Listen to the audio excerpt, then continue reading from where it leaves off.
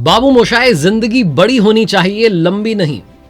ये डायलॉग अगर किसी की लाइफ में फिट बैठता है तो उनका नाम है शहीद आजम भगत सिंह। वो 100 साल नहीं जिए, मात्र 23 साल जिए, लेकिन इतना शानदार जिए कि हजारों सालों तक शहीद आजम भगत सिंह के बारे में बात होती रहेगी। नमस्ते दोस्तों, मेरा नाम है आरजे कार्तिक। आप देखना शुरू कर चुके हैं लर्निंग सीरीज सीखोगे नहीं तो जीतोगे कैसे। और आज हम बात करेंगे शहीद आजम भगत सिंह के बारे में। आज का वीडियो समर्पित है, श्रद्धांजलि है शहीद आजम भगत सिंह को। बहुत ही मशहूर किस्सा है, बड़ी मशहूर कहानी है कि बचपन में जब भगत सिंह के पिता और चाचा खेत में गन्ने बो रहे थे तो नन्हे भगत सिंह भी कुछ बो रहे थे। पिताजी ने पूछा कि भगत तुम क्या बो रहे हो? तो भगत सिंह ने कहा कि मैं बंदूकें बो रहा हूं, इनमें से आजादी निकलेगी। वो 5 क्रांतिकारी विचार कौन से हैं, वो 5 बड़ी बातें कौन सी हैं जो भगत सिंह की जिंदगी से हम सीख लें तो हमारी जिंदगी में ग्रोथ का रास्ता खुल जाए। आइए बात करते हैं शहीद आजम भगत सिंह की उन 5 बड़ी लर्निंग्स की। सीखने के लिए वैसे तो भगत सिंह साहब की जिंदगी से बहुत कुछ है, लेकिन 5 बातों में पहली बात यह है कि आपकी लाइफ का पर्पस आपको मालूम होना चाहिए, जीने का मकसद होना चाहिए। जब हम इंटरव्यू देने के लिए जाते हैं तो इंटरव्यूअर हमसे पूछता है कि आज से 5 साल बाद आप अपने आप को कहां देखते हैं। उसका पूछने का मतलब यह है कि आपकी लाइफ का पर्पस क्या है। बहुत सारे लोगों को तो मालूम ही नहीं होता करना क्या है जिंदगी में। भगत सिंह साहब जब छोटे थे तभी उन्होंने जीने का मकसद ढूंढ लिया था। वो आजाद हिंदुस्तान चाहते थे। एक घटना हुई जिसने भगत सिंह साहब की जिंदगी में बहुत प्रभाव डाला, उनकी लाइफ का टर्निंग पॉइंट था। 13 अप्रैल 1919 बैसाखी का दिन था। जलियांवाला बाग अमृतसर में हजारों की तादाद में लोग पहुंचे रॉलेट एक्ट का प्रोटेस्ट करने के लिए। उस वक्त जो अमृतसर का प्रभारी था जनरल डायर, उसने जलियांवाला बाग की जो एकमात्र एंट्री थी उस दरवाजे को बंद करवा दिया और अपनी सेना को ऑर्डर दिया कि आप खुलेआम गोली चलाइए। लोग अपनी जान बचाने के लिए इधर उधर भागने लगे, लेकिन रास्ता बंद था। जो कुआं था उसमें कूद करके लोगों ने जाने दी। सैकड़ों लोगों की जानें गई, हजारों लोग घायल हुए। ये भारत के इतिहास में जितने नरसंहार हुए उसमें से एक बड़ा नरसंहार था। भगत सिंह को जब इस घटना के बारे में मालूम चला तो अगले दिन वो स्कूल में नहीं थे। वो अपने गांव से 30-35 किलोमीटर दूर पहुंच गए जलियांवाला बाग। उस मिट्टी को एक बर्तन में भरा, वो मिट्टी जो सैकड़ों निर्दोष लोगों के खून से लथपथ थी, उस मिट्टी को एक बर्तन में भरा, घर लेकर के आया, उसकी पूजा करने लगे, फूल चढ़ाने लगे। शहीद आजम भगत सिंह जो अपने पिताजी से, अपने चाचा जी से बड़े इंस्पायर्ड थे, क्योंकि उनके पिताजी, उनके अंकल भी स्वतंत्रता सेनानी थे। घर में आजाद हिंदुस्तान की बातें होती थी। शहीद आजम भगत सिंह इन सब से इतने प्रभावित हुए कि उन्होंने अपनी जिंदगी का एकमात्र मकसद बनाया, वो था भारत की आजादी। तो उन्होंने अपना मकसद ढूंढ लिया था। जिंदगी में अगर आगे बढ़ना चाहते हैं तो पर्पस आपको अपनी लाइफ का मालूम होना चाहिए। शहीद आजम भगत सिंह की जिंदगी से सीखने वाली दूसरी सबसे बड़ी बात है त्याग। त्याग की भावना होनी चाहिए।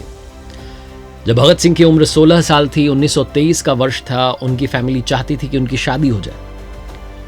बहुत कोशिश की घर वालों ने कि शादी कर ले भगत सिंह, लेकिन भगत सिंह शादी नहीं करना चाहते थे। उन्हें मालूम था कि जो रास्ता उन्होंने चुन लिया है, उन्होंने अपने जीवन को राष्ट्र के प्रति समर्पित कर दिया है, जिस रास्ते पर निकल गए हैं उस पर उनकी जान भी जा सकती है। और वो अपने पीछे एक विधवा को छोड़ करके नहीं जाना चाहते थे। बहुत विनम्र तरीके से उन्होंने अपने घर वालों को मनाने की कोशिश की, लेकिन घर वाले नहीं माने। शहीद आजम भगत सिंह ने आखिरकार घर छोड़ने का फैसला लिया, कानपुर पहुंच गए और आजादी की लड़ाई लड़ना शुरू किया। एक चिट्ठी घर छोड़कर जाने से पहले वो लिख करके गए थे अपने पिताजी के नाम। वो हूबहू आपको पढ़ करके सुनाता हूं। जो पत्र उन्होंने लिखा उसमें वो कहते हैं कि पूज्य पिताजी नमस्ते। मेरी जिंदगी मकसद आला यानी आजाद हिंद के असूल के लिए वक्फ हो चुकी है, इसलिए मेरी जिंदगी में आराम और दुनियावी ख्वाहिशात बाइसे कशिश नहीं है। आपको याद होगा कि जब मैं छोटा था तो बापूजी ने मेरे यज्ञोपवीत के वक्त ऐलान किया था कि मुझे खिदमत वतन के लिए वक्फ दिया गया है, लिहाजा मैं उस वक्त की प्रतिज्ञा पूरी कर रहा हूं। उम्मीद है आप मुझे माफ फरमाएंगे। आपका ताबेदार भगत सिंह। 1924 का वर्ष था। हिंदुस्तान रिपब्लिकन एसोसिएशन के सदस्य बन चुके थे भगत सिंह, और यहीं उनकी मुलाकात पंडित चंद्रशेखर आजाद से हुई। उनके बहुत अच्छे दोस्त बन गए। एचआरए जो कि क्रांतिकारी संगठन था जिसने भारत में ब्रिटिशर्स के खिलाफ आवाज बुलंद की, लड़ाई लड़ी। बाद में संगठन का नाम बदल करके हिंदुस्तान सोशलिस्ट रिपब्लिकन एसोसिएशन यानी कि HSRA कर दिया गया था। यहां शहीद आजम भगत सिंह ने भारत में ब्रिटिशर्स का विरोध करने के लिए कई सारे कदम उठाए। इनमें सबसे इंपॉर्टेंट जो स्टेप थी वो ये थी कि इन्होंने 1929 में सेंट्रल असेंबली हॉल में बम फेंका था। HSRA चाहता था कि 2 क्रांतिकारी जाएं, ब्रिटिशर्स को उनके शासन के प्रति जो गुस्सा है वो दिखाने के लिए असेंबली में बम फेंके, और बम फेंकने वाले ये जो दोनों क्रांतिकारी हैं ये वहीं रुके रहें, सरेंडर करें, ताकि ये मैसेज जाए कि जो क्रांतिकारी हैं वो अंग्रेजों के विरोध में खुद को बलिदान भी कर सकते हैं, खुद की जिंदगी का त्याग भी कर सकते हैं। भगत सिंह के साथ में जो दूसरे क्रांतिकारी गए उनके नाम था BK दत्त यानी कि Batukeshwar Dutt. Central assembly hall में जो बम फेंका, जब खुद को सरेंडर किया, 8 अप्रैल 1929 को यह घटना हुई थी। वर्षों की अदालती प्रक्रियाओं के बाद में भगत सिंह को सुखदेव और राजगुरु के साथ 23 मार्च 1931 को फांसी पर चढ़ा दिया गया। देश के लिए बलिदान करने की जो उनकी इच्छा थी, जो उनका त्याग था, ये उसे दर्शाता है। उन्होंने भारत की आजादी के लिए शादी, घर, आराम और यहां तक कि अपनी जिंदगी भी कुर्बान कर दी। हम में से बड़े सारे लोग आज अपने करियर के लिए, अपनी जिंदगी बेहतर बनाने के लिए कुछ चीजों का त्याग नहीं कर पाते। सुबह की नींद नहीं छोड़ पाते, घर नहीं छोड़ पाते, अपना गांव नहीं छोड़ पाते, शहर नहीं छोड़ पाते।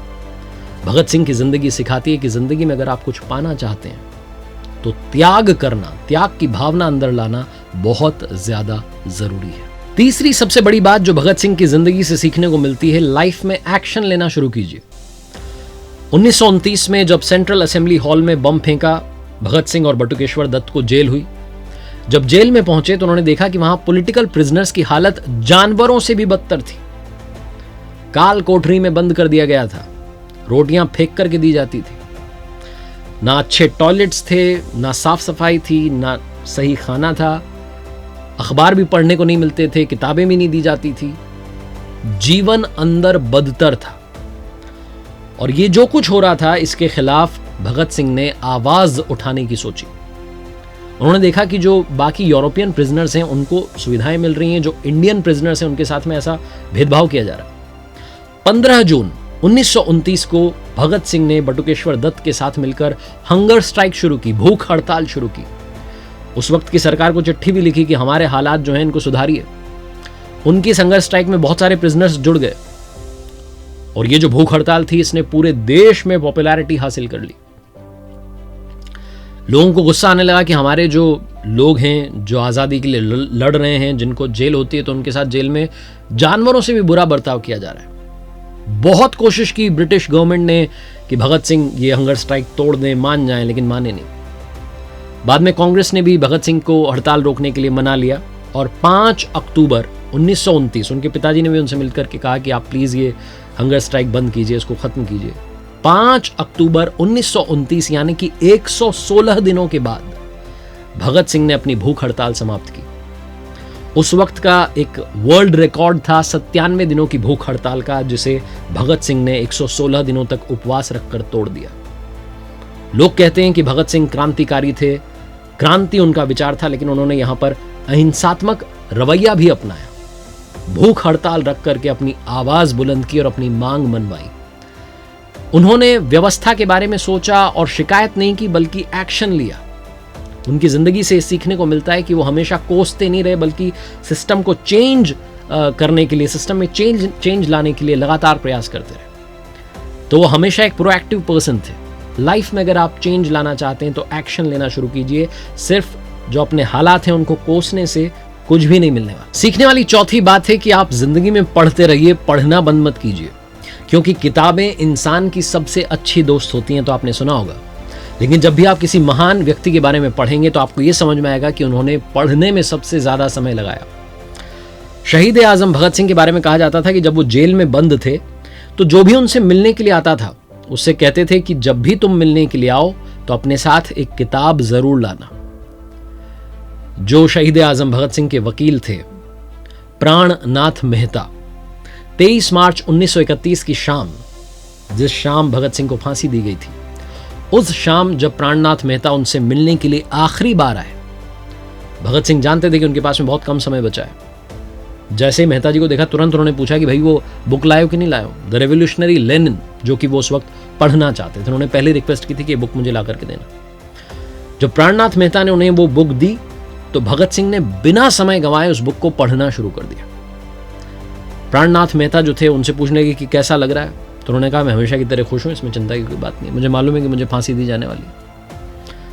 फिर प्राणनाथ मेहता साहब ने, जो वकील थे, उन्होंने पूछा कि क्या कुछ चाहते हो, कोई आखिरी ख्वाहिश है?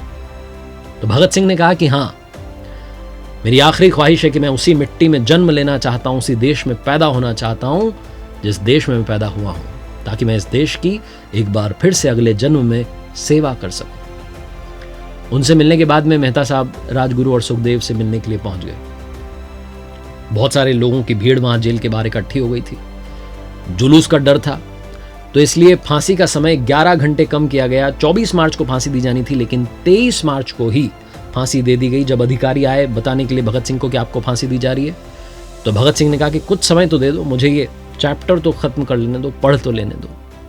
बताया जाता है कि भगत सिंह ने अपनी जिंदगी में सैकड़ों किताबें पढ़ी, और यहां तक कि वो जब जेल में थे तब भी वो किताबें पढ़ते थे और वहां से आर्टिकल्स लिखा करते थे ताकि देश के युवाओं को जागरूक किया जा सके।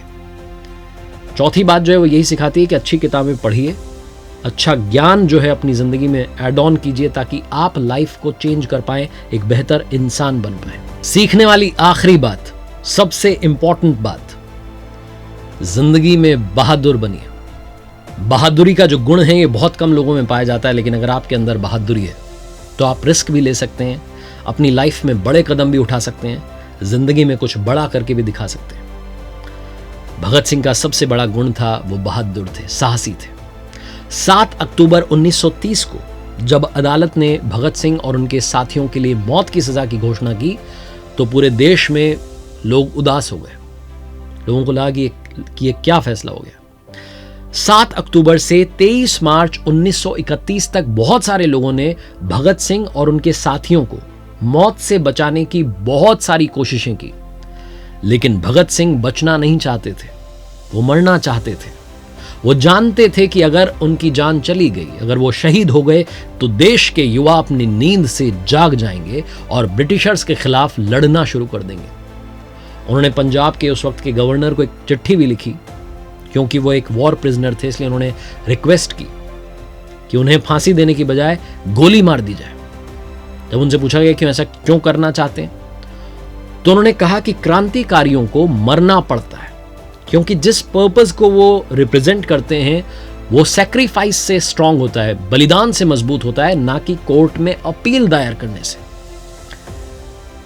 जब ये घोषणा हुई, जेल में कैदियों को मालूम चला कि आज शाम ही 23 मार्च की शाम ही फांसी दी जा रही है और सारे साथियों को एक साथ दी जा रही है, भगत सिंह, सुखदेव, राजगुरु, तो बाकी के कैदी बहुत उदास हो गए, रोने लगे। लेकिन जो अधिकारी थे वो बताते हैं कि हंसते हंसते, खुश होकर के तीनों ने फांसी का फंदा चूम लिया और बलिदान हो गए। वो कहते हैं कि इतने लोगों को फांसी दी गई, कोई भी फांसी के वक्त इतना खुश नहीं दिखा जितने खुश ये तीनों थे, भगत सिंह, सुखदेव और राजगुरु। जैसा मैंने बताया कि उनका सबसे बड़ा गुण था वो बहादुर थे, साहसी थे और देश के युवाओं को जगाना चाहते थे। अगर ब्रिटिशर्स के खिलाफ लड़ना है तो उनकी वो फांसी जरूरी थी, ऐसा उन्हें लगता था। शहीद आजम भगत सिंह को बारंबार प्रणाम है। उनके बारे में बात करते हुए आज रोंगटे खड़े हो जाते हैं। आज के इस वीडियो में जब मैं उनके बारे में बात कर रहा हूं तो ऐसा लग रहा है कि मैं उनकी जिंदगी को अपनी आंखों से देख पा रहा हूं। शहीद आजम भगत सिंह ने 5 बड़ी कमाल की बातें कही हैं। पहली, बुराई इसलिए नहीं बढ़ रही है कि बुरे लोग बढ़ गए हैं, बल्कि बुराई इसलिए बढ़ रही है कि बुराई सहने वाले लोग बढ़ गए हैं। दूसरी, इस कदर वाकिफ है मेरी कलम मेरे जज्बातों से कि अगर मैं इश्क भी लिखना चाहूं तो इनकलाब लिख जाता हूं। तीसरी, जिंदगी तो सिर्फ अपने कंधों पर जी जाती है, दूसरों के कंधों पर तो सिर्फ जनाजे उठाए जाते हैं। चौथी, सीने पर जो जख्म हैं सब फूलों के गुच्छे हैं, हमें पागल ही रहने दो, हम पागल ही अच्छे हैं। और पांचवी, राख का हर एक कण मेरी गर्मी से गतिमान है, मैं एक ऐसा पागल हूं जो जेल में भी रहकर आजाद है। शहीद आजम भगत सिंह को आज बारंबार प्रणाम है। आपका आशीर्वाद हम युवाओं पर बना रहे। आपसे सीखने वाली बातें काश हमारे युवा सीख लें। आपकी ऊर्जा हर युवा को मिलती रहे और वो अपनी जिंदगी में आगे की ओर बढ़ता रहे, निरंतर प्रगति करता रहे। मेरे साथ देखते रहिए हर शुक्रवार सुबह 9:30 बजे लर्निंग सीरीज का एक नया वीडियो, जहां कोशिश रहेगी आपको कुछ सिखाने की, क्योंकि सीखोगे नहीं तो जीतोगे कैसे। और देखते रहिए हर सोमवार सुबह 9:30 बजे एक नई मोटिवेशनल कहानी। एक बार फिर से वही बात जो अक्सर कहता हूं, कर दिखाओ कुछ ऐसा कि दुनिया करना चाहे आपके जैसा।